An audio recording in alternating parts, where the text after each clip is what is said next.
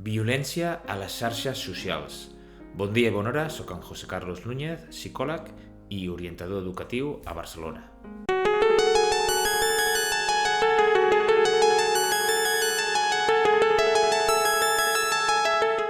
Aquest és el compte d'Instagram de Mary Bassols, Marina Bassols, tenista professional, en què fa poc va fer una denúncia pública sobre els missatges que rep al seu compte, que són molts insults i inclús amenaces de mort.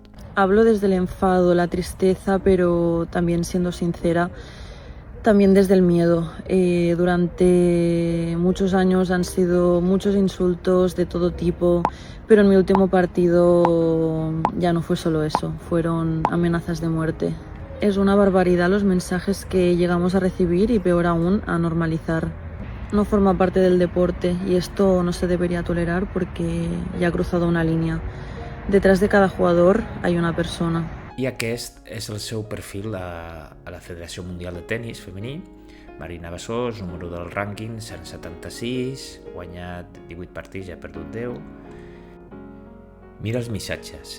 N'hi ha un munt de missatges, desenes, i tots van en contra de la dignitat de la persona, des d'anomenar-la dona del carrer fins parlar dels seus pares.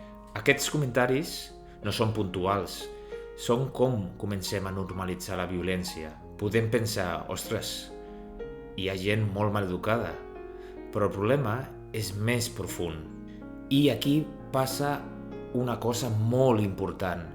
Mentre més ho veiem, menys ens impacta. El cervell s'acostuma. El primer cop que ho veus, et xoca. El segon cop, ja no tant. El tercer ja comences a passar. I quan passes, ja comences a normalitzar. És a dir, la normalització no només la fa qui fa els insults, sinó que la fem tothom.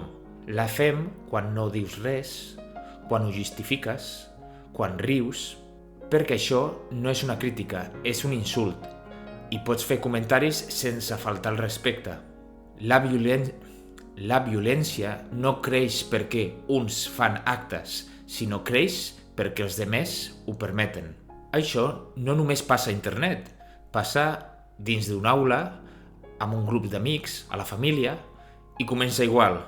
Comença amb una burla, amb un gest, amb un comentari, i si ningú fa res, això creix, això escala.